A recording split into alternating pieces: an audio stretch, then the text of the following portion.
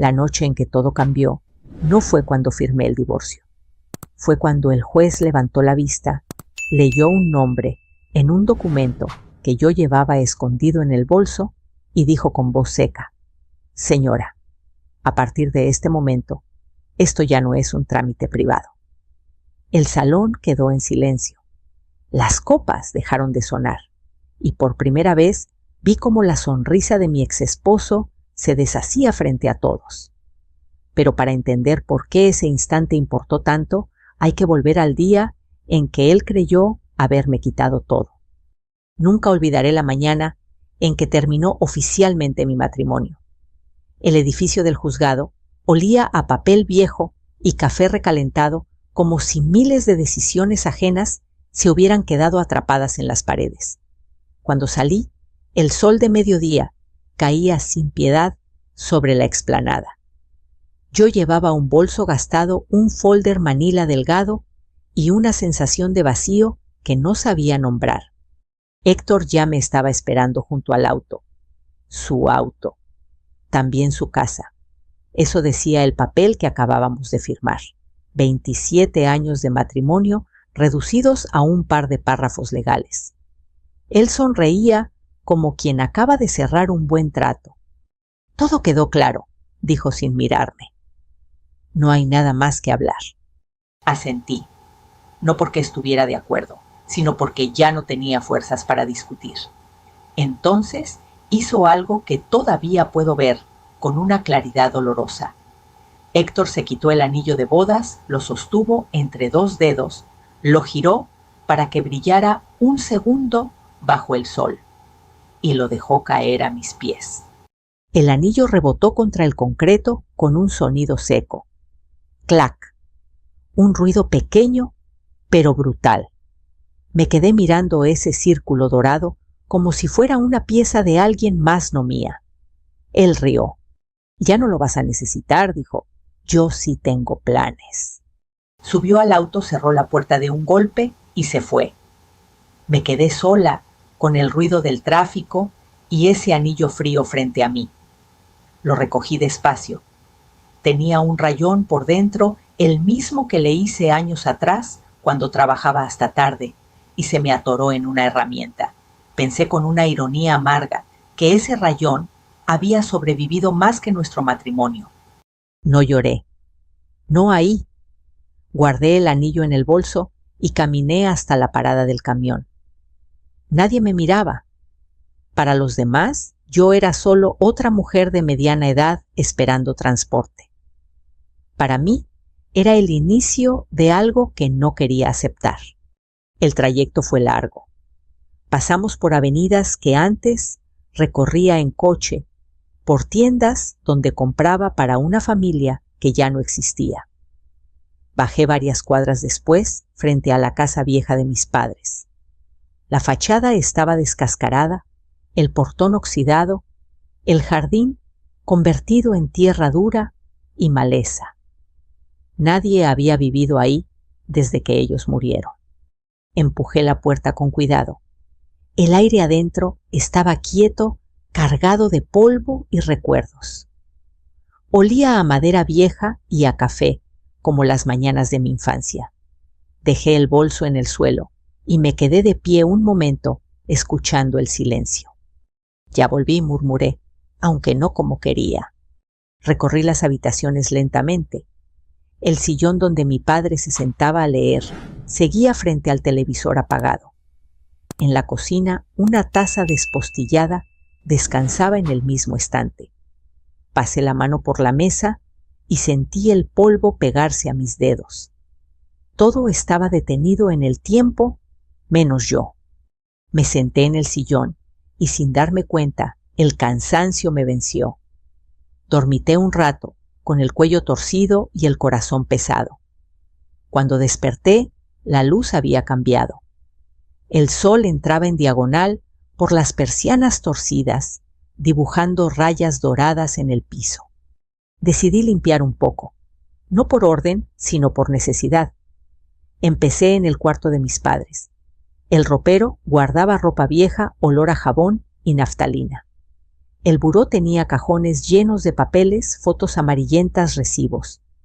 En el tercer cajón, al cerrarlo, sentí un golpe sordo distinto. Lo saqué por completo. En el fondo, la madera estaba cubierta por una tira de cinta vieja. Mi corazón dio un salto. No sabía por qué, pero algo en ese detalle me puso alerta.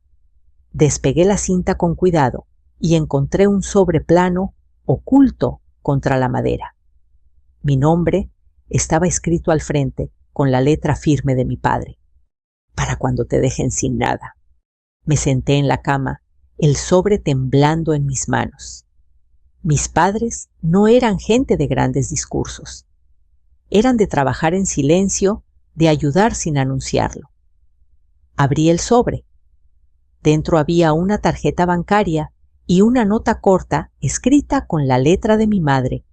No confíes en él, confía en tus pasos. Me quedé ahí respirando hondo. Una tarjeta de donde mis padres vivieron modestamente. Jamás hablaron de cuentas secretas ni ahorros grandes. Pero algo en mi pecho se aflojó como si una mano invisible me hubiera tocado el hombro. Esa noche casi no dormí. Pensé en Héctor, en la risa con la que me dejó en la calle, en la casa que ya no era mía. Pensé en mis padres, en todo lo que nunca dijeron.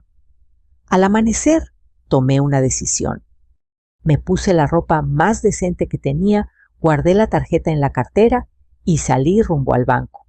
No iba con esperanza, iba con dignidad, que era lo único que me quedaba intacto. En la sucursal, el aire olía a limpiador y a tinta. Entregué la tarjeta en la ventanilla.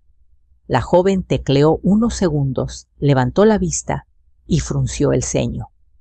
Se levantó sin decir nada y caminó hacia una oficina al fondo. Un hombre de cabello entrecano salió casi de inmediato. Me miró la tarjeta y su rostro cambió. Se acercó despacio como si midiera cada paso. «Señora», dijo en voz baja con las manos ligeramente temblorosas. «Por favor, acompáñeme». Sentí un escalofrío recorrerme la espalda. Lo seguí sin hacer preguntas, sin imaginar que ese pasillo angosto era el inicio de un camino que todavía no alcanzaba a ver. Entramos a una oficina pequeña, con paredes de vidrio esmerilado. El hombre cerró la puerta con cuidado, como si temiera que el sonido se escapara. Me indicó una silla frente a su escritorio. Yo me senté manteniendo la espalda recta, las manos juntas, sobre el bolso. Él tomó la tarjeta, la observó unos segundos más y luego me miró a los ojos. «Mi nombre es Rivas», dijo. «Soy el gerente de esta sucursal desde hace casi 20 años. Y antes de que me pregunte, sí conocí a sus padres».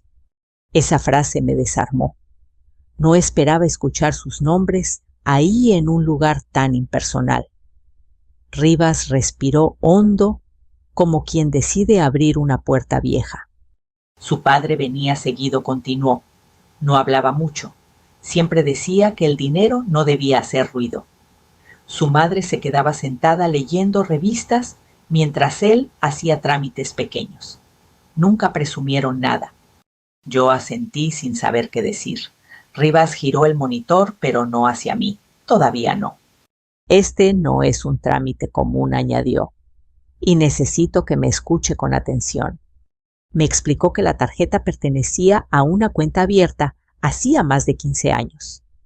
Una cuenta alimentada con pequeños depósitos constantes, intereses bien invertidos y, sobre todo, con préstamos personales que mis padres habían hecho a gente del barrio.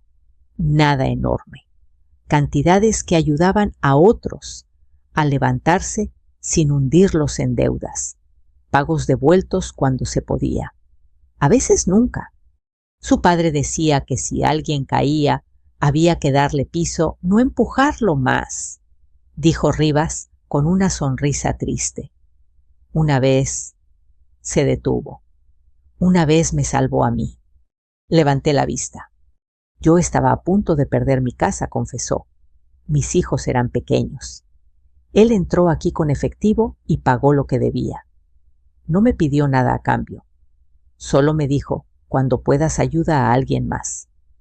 Yo tragó saliva. He estado esperando muchos años para poder devolver ese favor. Mi garganta se cerró. Pensé en mi padre, en sus manos callosas, en su forma de arreglar cosas sin alardes. Rivas, por fin, giró la pantalla hacia mí. La cifra apareció clara negra sobre blanco.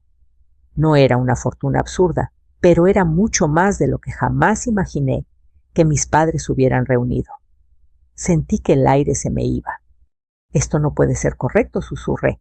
Mi madre contaba las monedas para el mandado. Precisamente, respondió Rivas. Por eso está aquí. Ellos no vivieron para esto. Vivieron para que usted tuviera un piso firme cuando lo necesitara. Me quedé mirando el número hasta que mis ojos ardieron. Pero entonces Rivas levantó una mano. Hay algo más, dijo. Su cuenta tiene restricciones. Sus padres dejaron instrucciones claras cuando su salud empezó a fallar. Sentí el golpe antes de escucharlo completo. Para acceder al total, necesitamos documentos de sucesión, explicó. Actas, poderes, comprobantes notariales, cosas que normalmente se guardan en casa. Cerré los ojos un segundo. Mi exesposo se llevó todos los papeles, dije. Cada carpeta, cada caja. Rivas bajó la mirada. Lo siento, murmuró. Sin esos documentos, el dinero está aquí, pero no puede moverse. Salí del banco con una carpeta de requisitos y un nudo en el estómago. El sol me pareció demasiado brillante. Caminé varias cuadras sin rumbo hasta que mis pies me llevaron de regreso a la casa vieja. La abrí y dejé caer el bolso en una silla. Me senté en el piso de la sala, apoyada contra la pared, y respiré hondo. Tenía algo que nunca había tenido una posibilidad, y al mismo tiempo un muro delante. Esa noche decidí revisar la casa con otros ojos, ya no como refugio, sino como archivo. Fui cuarto por cuarto, tocando las paredes, escuchando los sonidos. En la cocina encontré una caja de galletas con recibos viejos. En el baño detrás del espejo, un sobre con números de teléfono anotados a mano. Nada definitivo. En el patio trasero, bajo una losa floja, apareció una llave pequeña con una etiqueta descolorida. Bodega 12. El corazón me dio un salto. No recordaba ninguna bodega, pero mis padres siempre habían sido previsores. A la mañana siguiente tomé un taxi hasta una fila de bodegas en las afueras. La llave giró con un clic seco. Adentro, el aire olía a cartón y metal. Había cajas etiquetadas por años, herramientas, cuadernos. Me senté en el suelo y empecé a abrirlos uno por uno. Encontré libretas con nombres, fechas, cantidades prestadas, notas breves. Pagó después de la cosecha. No pudo no insistir. Y en una caja aparte, documentos con el nombre de Héctor repetido más veces de las que me gustó ver. Transferencias, firmas que se parecían a la mía, pero no lo eran. Me temblaron las manos. No solo me había dejado sin casa, me había estado vaciando por dentro mucho antes. Guardé todo con cuidado. No lloré, no grité. Me sentí extrañamente tranquila, como si algo se hubiera alineado. Mis padres no habían guardado dinero, habían guardado la verdad. Cerré la bodega y volví a la casa al atardecer. Me senté en el sillón viejo y miré la carpeta completa sobre la mesa. Pensé en Héctor, en su sonrisa confiada. Pensé en el anillo aún guardado en el bolso. Todavía no me dije, pero pronto. Sabía que no podía hacerlo sola. Necesitaba a alguien que hablara el idioma de las leyes con la misma claridad con la que mis padres habían escrito sus notas. Al día siguiente llamé a la abogada, cuyo nombre aparecía en uno de los contactos, Camila Ortega. Mientras el teléfono sonaba, sentí miedo. No de perder, de empezar de verdad, porque una vez que la verdad se pone en marcha, ya no se puede detener. Camila Ortega me recibió en una oficina sobria, con paredes color crema y un escritorio ordenado hasta el extremo. No había diplomas ostentosos, solo un par de fotografías familiares y una planta que parecía sobrevivir a base de disciplina.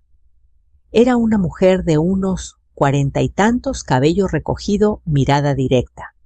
De esas personas que no necesitan levantar la voz para que uno las escuche. «Cuénteme todo desde el principio», dijo mientras abría una libreta. No la interrumpí ni una sola vez. Le hablé del divorcio del anillo en el suelo de la casa vieja, de la tarjeta del banco de la bodega. Cuando terminé, Camila cerró la libreta y se quedó en silencio unos segundos. «Esto no es solo una herencia», dijo finalmente, «es un patrón. Y su ex esposo cometió errores graves».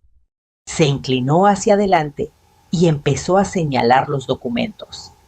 «Estas firmas no coinciden», explicó, «y estas transferencias se hicieron sin su consentimiento. Si él ocultó documentos de sucesión durante el divorcio, tenemos base para reabrir el acuerdo». Sentí una mezcla de alivio y vértigo. «¿Y el dinero de mis padres?», pregunté. «Eso llevará tiempo», respondió. «Pero está protegido. Lo importante ahora es actuar con calma. Nada de confrontaciones. Nada de escenas». Asentí, aunque por dentro algo se resistía. Camila debió notarlo.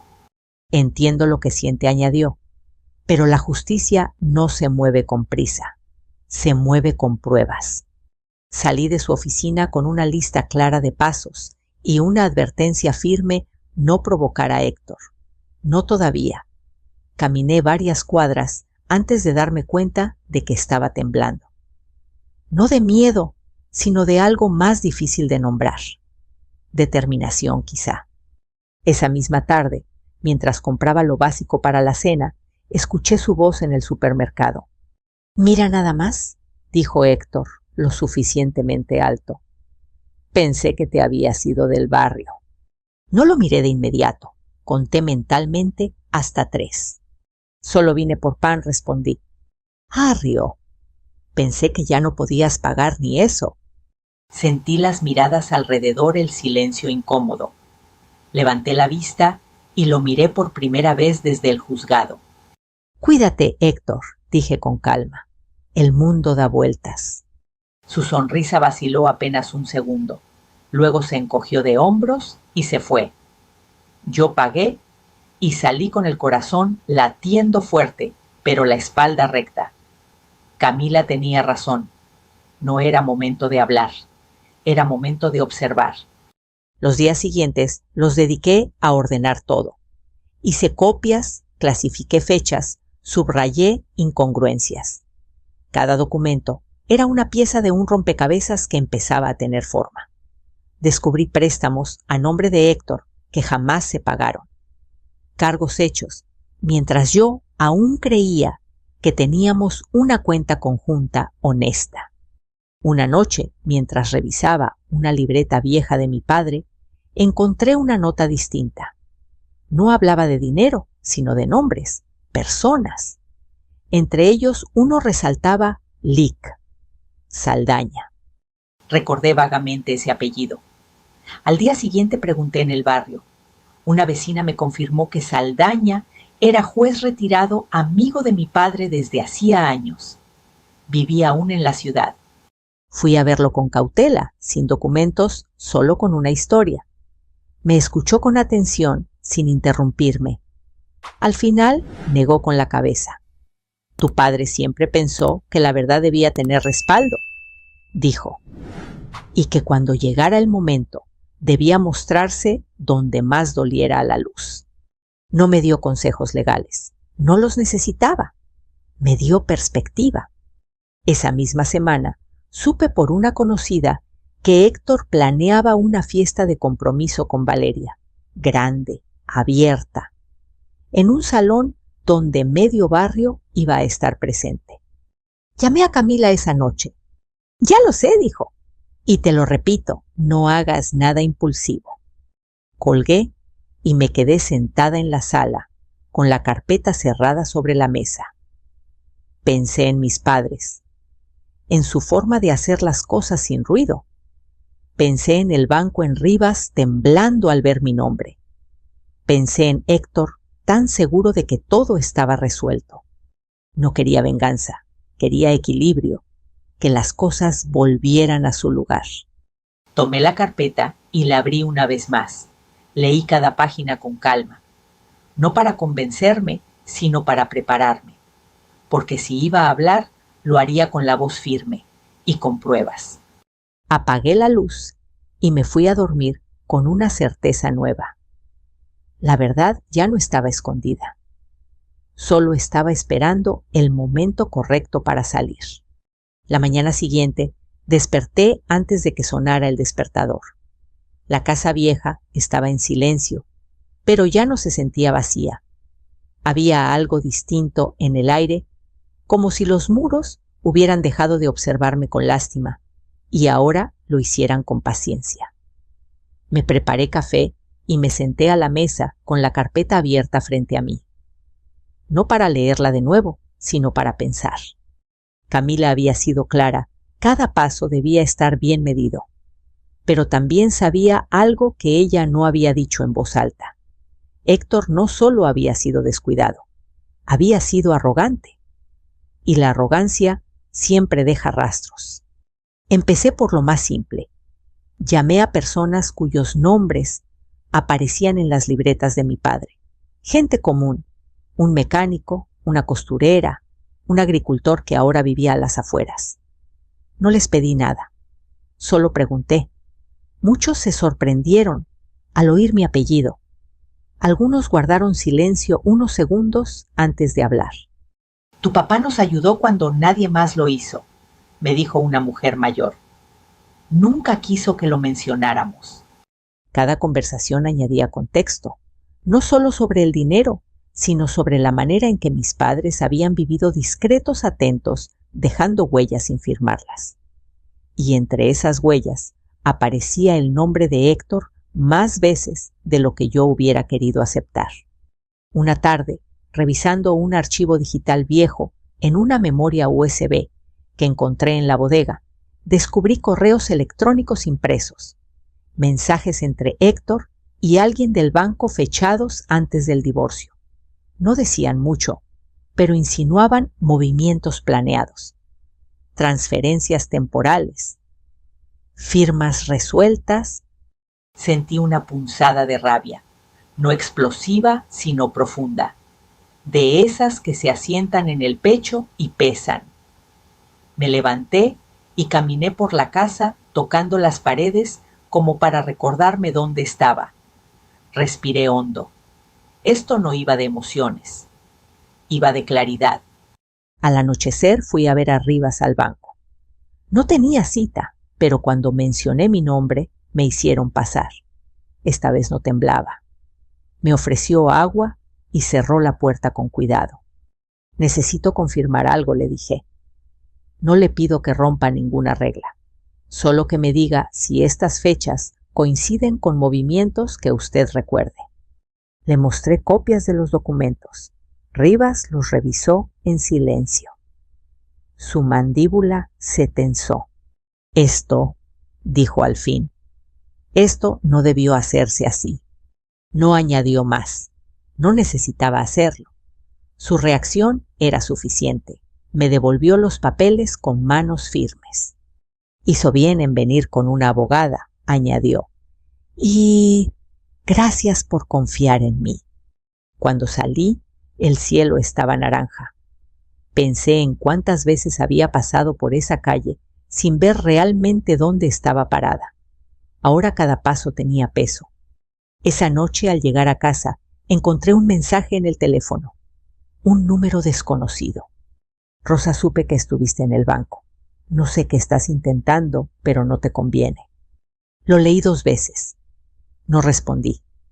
Apagué el teléfono y lo dejé boca abajo sobre la mesa. Héctor había mordido el anzuelo. Y eso, aunque peligroso, confirmaba algo importante. Estaba nervioso. Los días siguientes fueron un ejercicio de paciencia. Camila presentó solicitudes formales. Yo reuní testimonios escritos. Todo avanzaba despacio como debía ser, hasta que llegó la invitación. Un sobre blanco elegante. Dentro una tarjeta con letras doradas, fiesta de compromiso de Héctor y Valeria.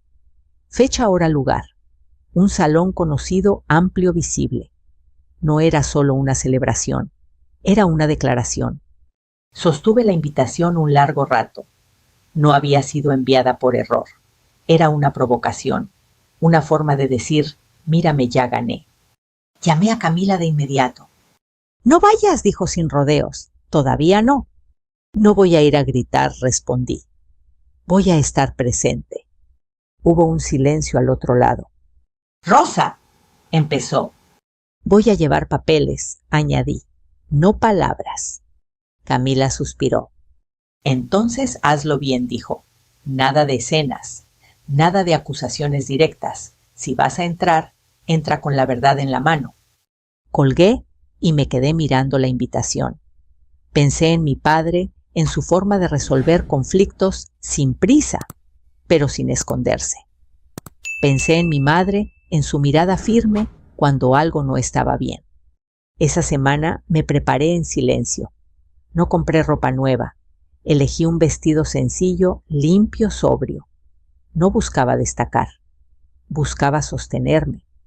La noche de la fiesta, el salón estaba iluminado como si nada malo pudiera pasar ahí. Música suave, risas, copas levantadas. Respiré hondo antes de entrar. Sentí el peso de la carpeta bajo el brazo, no como una carga, sino como un ancla. Al cruzar la puerta, algunas miradas se giraron. Murmullos bajos. Héctor me vio de inmediato. Su sonrisa apareció, y luego se congeló apenas un segundo al notar la carpeta. Mira quién vino, dijo en voz alta. ¿Perdiste el camino? No respondí. Caminé despacio hacia el centro del salón. Valeria me observaba con curiosidad y desprecio mezclados. Héctor dio un paso al frente. No es momento para dramas, añadió. Entonces vi a Lic. Saldaña de pie cerca de una mesa conversando con otros invitados. Nuestros ojos se encontraron. Asintió apenas perceptible. Me acerqué a él y extendí la carpeta. Esto es suyo, dije con calma. Y ya no podía seguir guardándolo. El salón pareció detenerse, la música seguía, pero nadie la escuchaba. Saldaña abrió la carpeta, leyó la primera página y levantó la vista. Señores, dijo con voz firme, a partir de este momento les pido que tengan cuidado con lo que dicen. Héctor abrió la boca para protestar. No salió ningún sonido. Yo di un paso atrás. No necesitaba decir nada más. Todo lo que debía hablar ya estaba escrito. El murmullo en el salón creció como una ola contenida. Nadie sabía exactamente qué estaba pasando, pero todos sentían que algo había cambiado. Licenciado Saldaña no levantó la voz. No hizo falta. Cerró la carpeta con cuidado y miró a Héctor como se mira a alguien que ya habló de más sin darse cuenta. Esto no es una acusación pública, dijo. Es un aviso y también una responsabilidad. Héctor soltó una risa nerviosa. Vamos, don Saldaña. Intentó bromear. Esto es una fiesta. No puede venir a arruinarla con papeles viejos. Saldaña alzó una ceja. Los papeles viejos suelen decir la verdad cuando la gente nueva miente, respondió. Y la verdad no arruina fiestas, solo interrumpe farsas. El silencio se volvió incómodo. Alguien bajó el volumen de la música. Valeria dio un paso atrás, sin entender del todo, pero intuyendo que ese no era el tipo de escena que se sube a redes sociales. Yo me mantuve a un costado, las manos juntas, respirando despacio. No sentía triunfo, sentía claridad, como cuando una habitación oscura se ilumina de golpe y uno tarda unos segundos en acostumbrarse. Esto se resolverá por la vía correcta, continuó Saldaña. A partir de ahora, todo lo que se diga aquí puede tener consecuencias legales. Alguien murmuró la palabra abogado. Otra persona se acercó disimuladamente a la salida. Héctor me miró por primera vez con algo distinto en los ojos. No rabia, no burla, miedo. Rosa, dijo en voz baja, podemos hablar. Negué con la cabeza. Ya hablaste suficiente, respondí. Ahora toca escuchar. No me quedé a ver cómo reaccionaba. Di media vuelta y salí del salón. Afuera, el aire nocturno me golpeó el rostro.